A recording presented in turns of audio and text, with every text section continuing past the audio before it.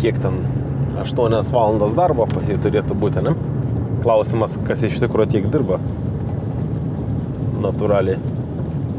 Visi dirba vis tiek daugiau. Mes tos visus rangovus samdom, bet aš manau, kad jie tikrai ne 8 valandas dirba.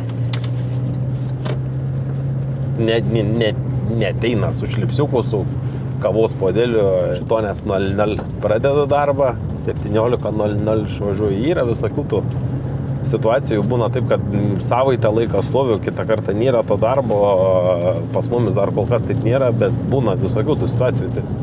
Bet aš manau, kad tas bendras valandų skaičius, jis vis tiek turėtų būti pas visus.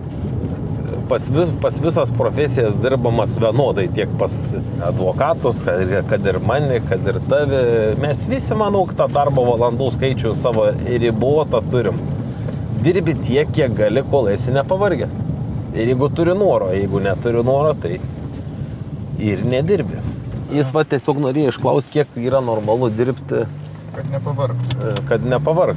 Ir nuo technikos pačios, tai jeigu ta technika nauja 24-25 metų, tai visai kitaip jo dirbas. Kertat ir kertat. Kertam, taip. Įdėk informacijos, kiek praėjusiais metais pasodinai miško Lietuvoje? Pernai pasodinom kokius, tai 8 hektarus gal.